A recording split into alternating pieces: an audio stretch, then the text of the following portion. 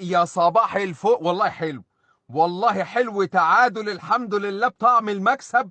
وفرحنا في الاخر. دعوات البصريين، دعوات البصريين، العيال جايبين كورتين في العارضه وملغي لهم فار، والحمد لله صدنا ضربة جزاء. دعوات البصريين والله. لا، ما احنا مش هنصحى بدري ويتنكد علينا. اصلا قبل ما الماتش ينتهي الناس كانوا بيقولوا ان خلاص احنا كده كده ضمننا الصعود، فالناس كانت بتفكر تخش تنام. لا ننام ايه، احنا صحينا اصلا، احنا شقلبنا اليوم. المهم انا قاعد بتفرج بقى في اجواء عائليه جنب الخبير وبنت خالتها، لقيت الخبير بتقول لي هما ايران كلهم ايرانيين، فما كنتش فاهم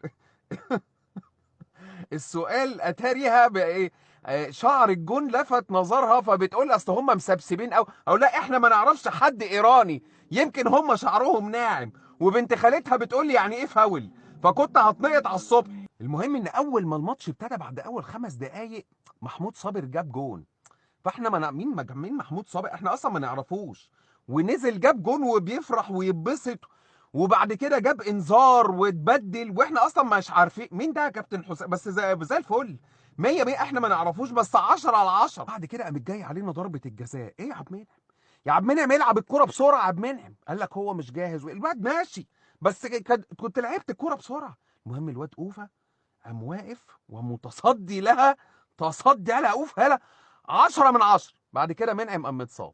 احنا ما ايه مالنا في الباكات، ايه مشكلتنا الدفاع؟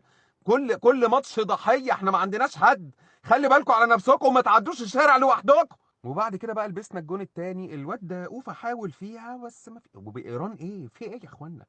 انتوا بتلعبوا على شرفكم يا جدعان، احنا فاهمين ان القصه مش كوره وليها ابعاد تانية، بس مش كده يا اخوانا، بالراحه يا اخوانا. ونزلوا لنا واد في الشوط التاني اسمه شهريار. شهريار ايه؟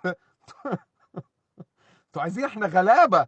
احنا بنتشعبط في رضا ربنا. التغييرات كلها كويسه يا كابتن حسام، بحبك يا كابتن حسام والله. بص والله العظيم اهو بني العميد، والله العظيم بعت جبته عشان اشرب منه. الحمد لله الحمد لله والله كويسين الحمد لله. يعني تحس ان احنا اجهدنا في الشوط التاني شويه، وهم كمان اجهدوا، بس الحمد لله الماتش مشي زي الفل.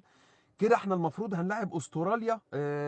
مش عايز اي كونغر استرالي يفكر في اي حاجه، معلش احنا ما صدقنا والله العظيم. احنا طالعين تاني، احنا طالعين تاني، وده انجاز احنا ما عملناهوش قبل كده.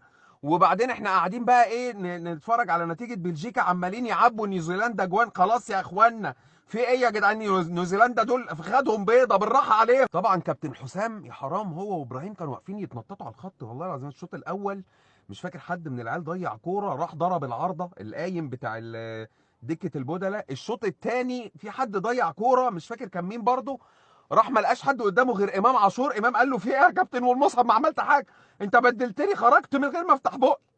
الف مبروك لمنتخب مصر.